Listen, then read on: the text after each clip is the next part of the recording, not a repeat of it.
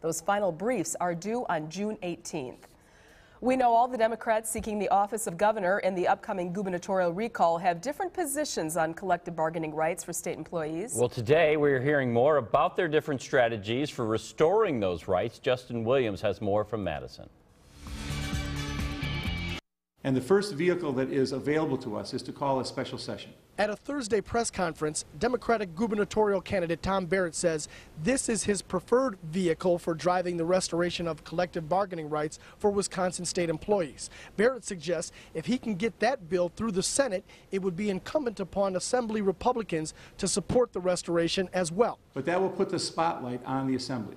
Meanwhile, another Democrat seeking the party's nomination, Kathleen Falk, who has characterized Governor Walker as trampling on workers' rights, had her press contact tell Fox 6 Falk will put the restoration of collective bargaining rights back into the budget, and if it comes back to her without the rights restored, she'll veto it.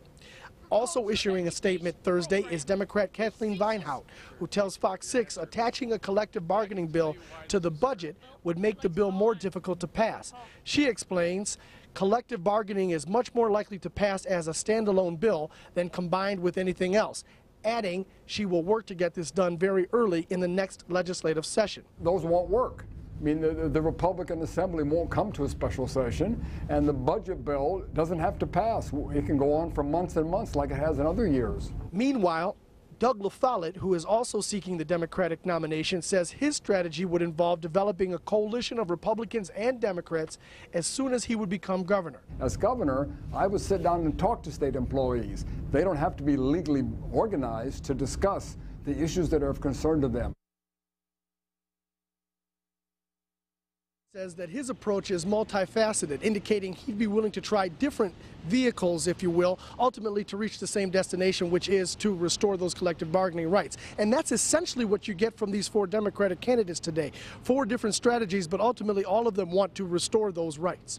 In Madison, I'm Justin Williams, Fox 6 News. All right, Justin, thanks very much. Meantime, Governor Scott Walker is defending his budget reforms. He criticized the Democratic candidates for governor who are calling for the restoration of bargaining power for state workers.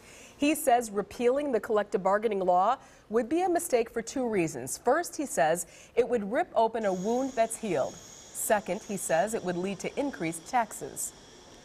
Politically, I think it's a mistake because what it shows is he, like Kathleen Falk, in this primary is pandering to the big government union bosses. He wants the support of the unions, he wants their money and their backing, and so it's a total disregard for the taxpayers of the state.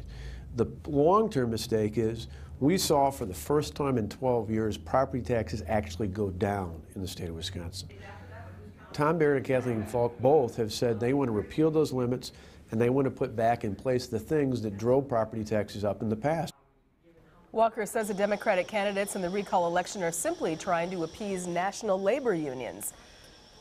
Well, this adds a new meaning to the term book 'em. A group of Milwaukee police officers delivered